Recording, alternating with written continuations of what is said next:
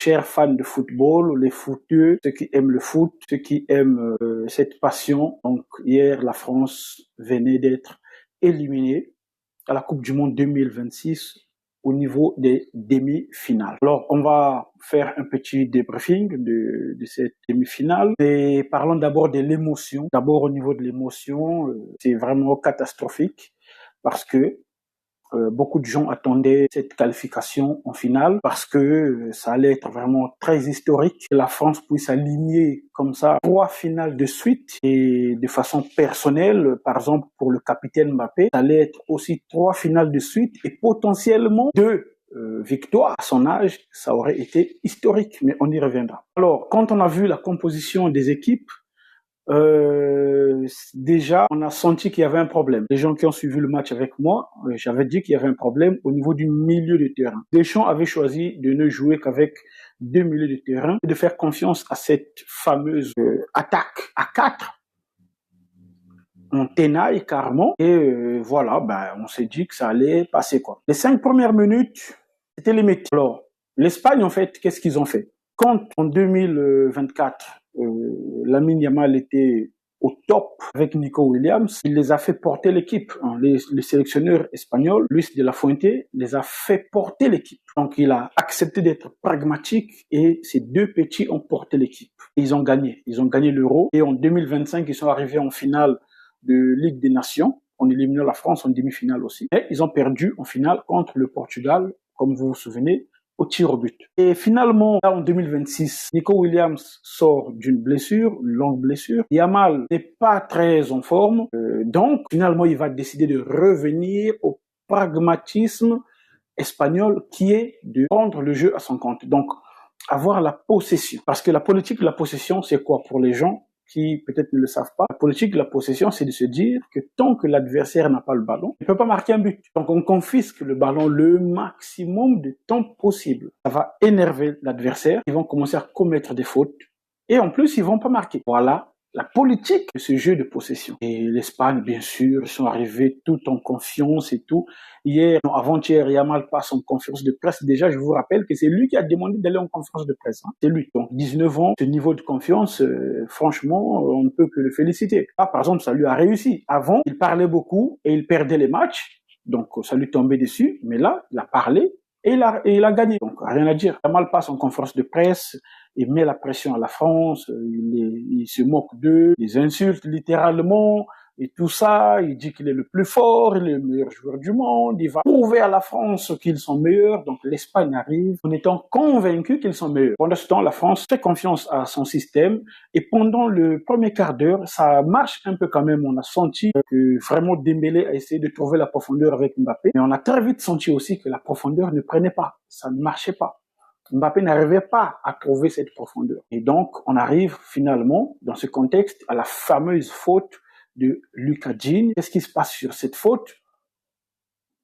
Il y a un ballon qui traîne dans la défense française, qui vient de façon un peu brutale au niveau du front de Lucas Digne. Donc, il va têter.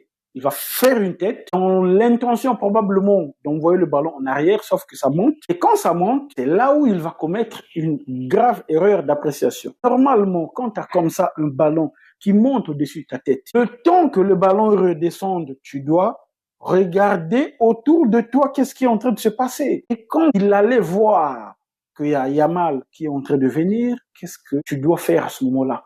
Tu couvres ton ballon, tu couvres le ballon. Deuxième erreur. Tu n'attends pas que le ballon revienne jusqu'au niveau de ton pied pour le dégager. Tu dois aller le chercher en l'air. Donc, ce genre de ballon, il vaut mieux monter en téton plutôt que de l'attendre qu'il vienne atterrir jusqu'au niveau de ton pied. Donc, Yamal a bien vu le piège qui se présentait à Lucas Digne et a su jouer sur ça. Il arrive, qu'est-ce qu'il fait? Puisque le mec attend le ballon pour dégager, Yamal, il saute. Le pied de Digne va faucher Lamine Yamal qui tombe, penalty. Et là encore, quelques secondes avant, on voit bien que Yamal, en fait, il pose son bras comme ça. Et le ballon touche son bras. Et le bras, il fait partie, donc on dit la main. Donc la main, dans le foot, c'est tout ça.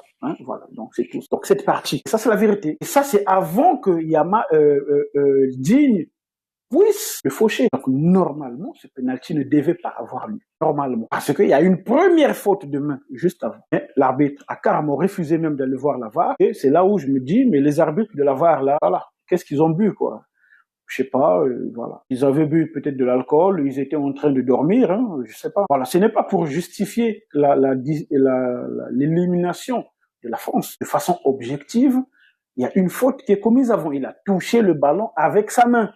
Voilà, normalement, on siffle la première faute. Mais quand cela ne tienne, on arrive au niveau du penalty. Donc, le penalty est transformé par Oyarzabal. Et normalement, Mike Maignan plonge du bon côté. Hein.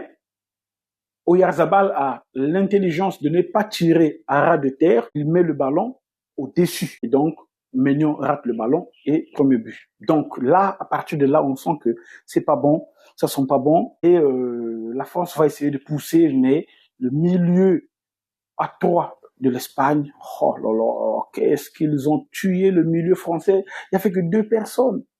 Et Deschamps, à ce moment-là, normalement, en finale de la Coupe du Monde 2022, quand tu as vu qu'en première période, la France n'arrivait pas à sortir la tête de l'eau, tu as eu le courage de ne pas attendre la fin de la première mi-temps pour faire les remplacements. Voilà, tu devais sortir un attaquant et faire rentrer un milieu de terrain pour en avoir 3. Mais bon, quand cela ne tienne, il l'a pas fait. C'est dans ce contexte-là qu'on sort en mi-temps avec 1-0. Les deux équipes, reviennent en deuxième mi-temps. Et là, très rapidement, on sent que l'Espagne prend le dessus parce qu'ils ont la possession et ça marche parce que les joueurs de l'équipe de France commencent à un peu être sur les nerfs, voilà. Ils deviennent tendus et voilà comment arrive donc la deuxième faute.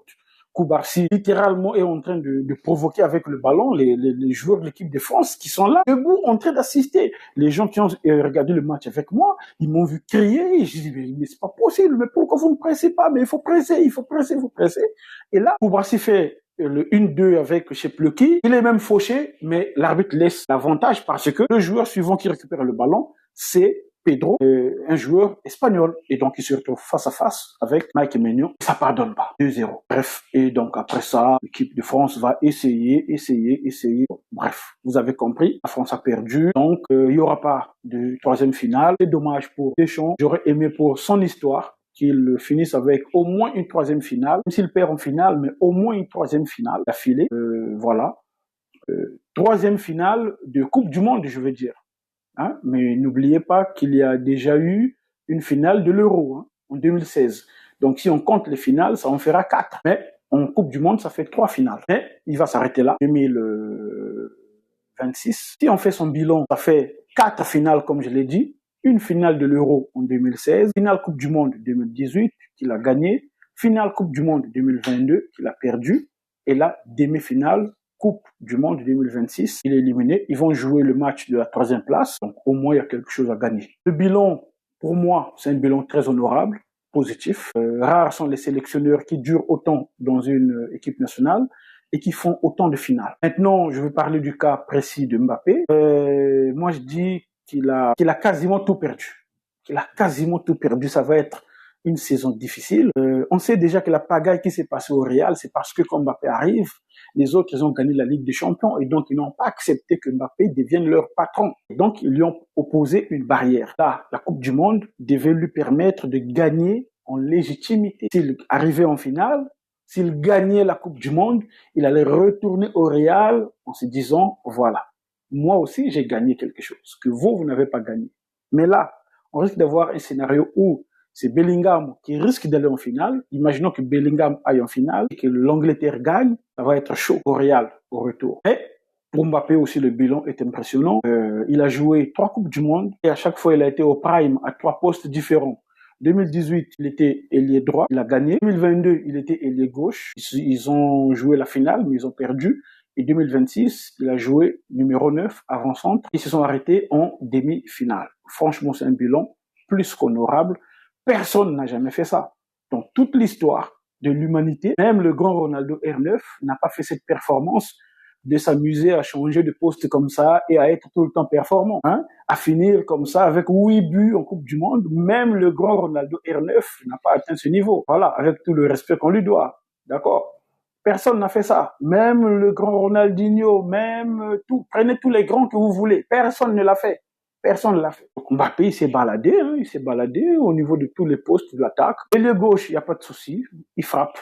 Et les droits, il n'y a pas de souci, il frappe. Numéro 9, il n'y a pas de souci, il frappe. Je pense que la prochaine Coupe du Monde, il jouera le numéro 10, il va aussi frapper. Donc voilà, dans sa guerre contre Lamine Yamal, puisqu'il y a une petite guerre qui s'est installée entre Mbappé et Lamine Yamal, dans le sens où ce sont les deux leaders de leurs équipes.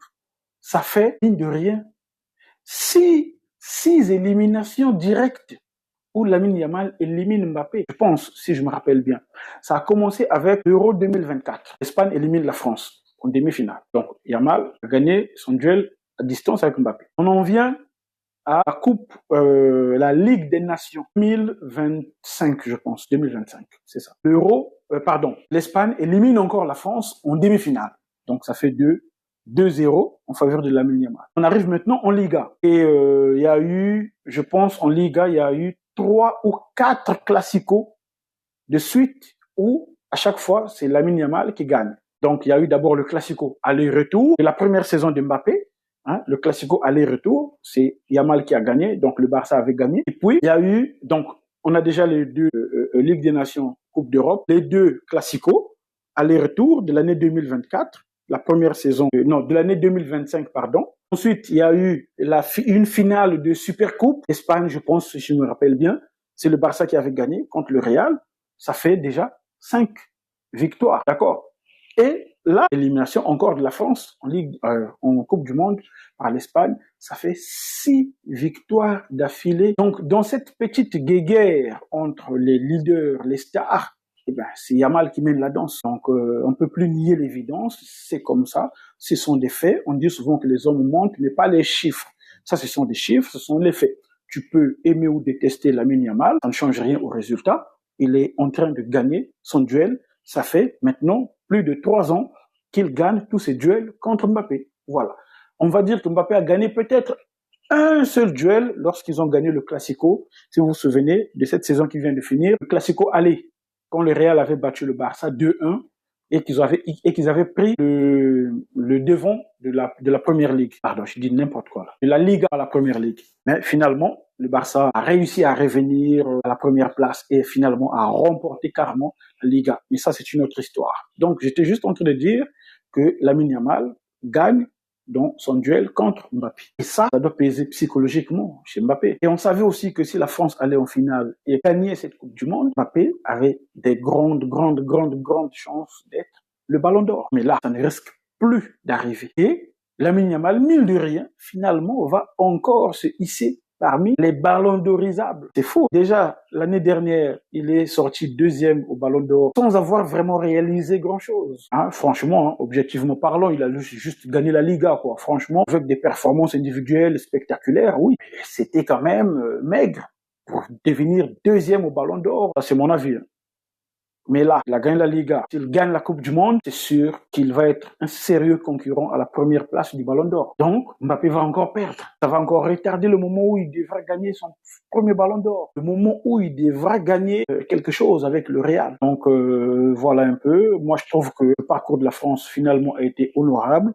En tant que vice-champion du monde, ils ont respecté leur statut, ils sont arrivés jusqu'en demi-finale, c'est respectable. Ils n'ont pas été humiliés en sortant avant. Et tout le monde parle d'humiliation de ce match. Franchement, moi je trouve que parler d'humiliation, c'est un peu abusé, c'est pas une humiliation. C'était une victoire logique parce que l'Espagne s'est montrée beaucoup plus pragmatique que la France. Normalement, le pragmatisme était la qualité principale de Didier Deschamps.